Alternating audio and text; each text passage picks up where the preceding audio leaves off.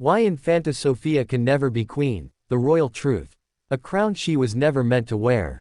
She walks beside the future queen. She smiles with the same elegance, carries the same royal blood, and often captures hearts just as effortlessly. To the casual observer, Infanta Sofía of Spain looks every bit as regal, composed, and capable as her older sister. So the question whispers quietly at first, then louder, then everywhere. Why can Infanta Sofía never be queen? Is it unfair tradition, a cold constitutional rule, or a carefully designed royal destiny written long before she was born? The truth is far more complex, and far more fascinating, than it appears. This is not just a story about hierarchy or birth order.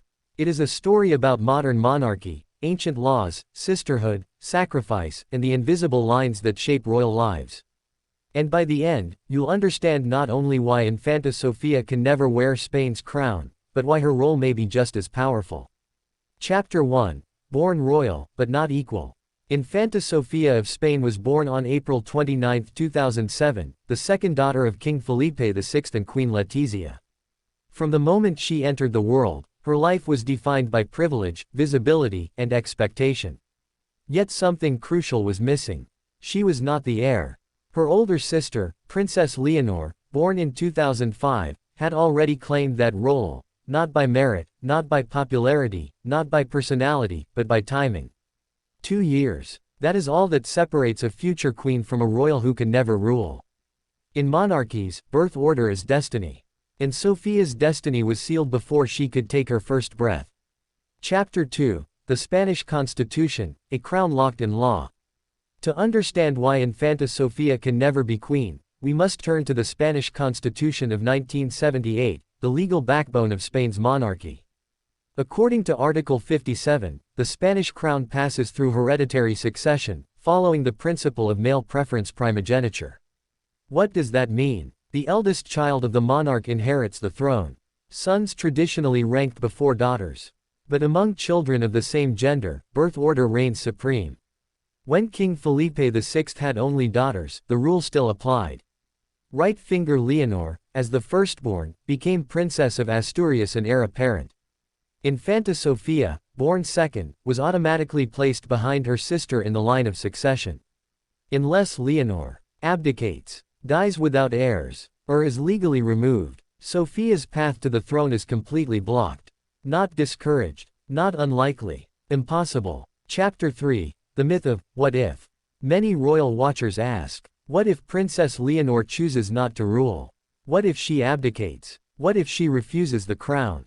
It sounds dramatic, even plausible in a modern world where royals marry commoners, step back from duties, and seek personal freedom. But here's the royal truth. A monarch does not simply opt out. If Leonor were to abdicate, the crown would pass to her children, not her sister. Only if she had no descendants would Sofía even enter the conversation. And even then, the process would require parliamentary approval, legal succession procedures, constitutional confirmation. The Spanish monarchy is not emotional. It is methodical, legal, and unforgiving. Fairy tale twists don't apply here. Chapter 4. Why the crown was never shared. In some monarchies, co-rulers existed in ancient history. Spain is not one of them. There is one monarch, one head of state, one crown, no shared queenship, no joint reign, no sisters on the throne. Even if Sofía were equally capable, or more popular, capability does not override law. Monarchy is not democracy. It is continuity. And continuity demands clarity. Chapter 5. The invisible weight of being the spare. Royal history has a quiet, often tragic phrase. The heir and the spare. Leonor is the heir. Sofía is the spare. Not because she is less loved. Not because she is less important. But because monarchy must protect itself against uncertainty. Infanta Sofía's existence ensures stability, backup, continuation of the royal line if tragedy strikes. Yet paradoxically, this role comes with no path to the crown. She is essential, but excluded. Chapter 6. Why Spain won't change the rules for Sofía.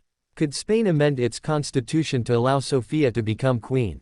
In theory, yes. In reality, almost certainly no. Changing royal succession laws would require parliamentary supermajorities, national consensus, political stability, public support, and for what purpose? Leonor already fulfills the role perfectly. Spain has a prepared heir, a stable line of succession, no crisis requiring reform. There is no political incentive to rewrite history. And monarchies do not change unless they must. Chapter 7. The emotional reality behind the protocol. Here is where the story becomes human. Imagine growing up, wearing the same uniform, attending the same events, sharing the same upbringing, yet knowing, always knowing, one day, she will rule. And I never will. Infanta Sofía has never publicly expressed resentment, and likely never will. But silence does not mean absence of feeling. Royal children are trained early to accept their role, to master restraint, to put duty above desire. Sofía's strength lies not in rebellion, but in acceptance. Chapter 8. Why Infanta Sofía's role may be more powerful than the crown. Here is the twist few expect. Not being queen may actually give Sofía more freedom, more authenticity, and more influence. As a non-reigning royal, she can choose education more freely, shape a personal career, champion causes without constitutional limits, live with fewer political constraints. She can be the most relatable royal, the emotional bridge between monarchy and people, the modern face of royal service. Power does not always wear a crown.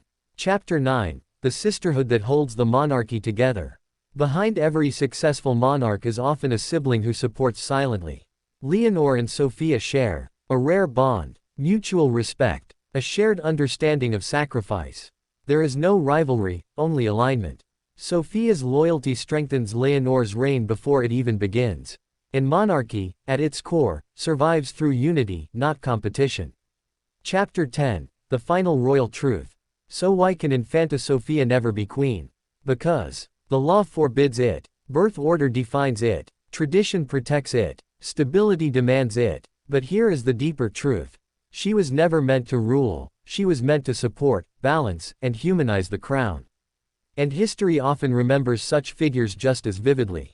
Epilogue. A crown isn't the only legacy. Infanta Sofía may never sit on Spain's throne. But she will shape its future, influence its tone, protect its humanity. Queens rule kingdoms, but sisters hold them together.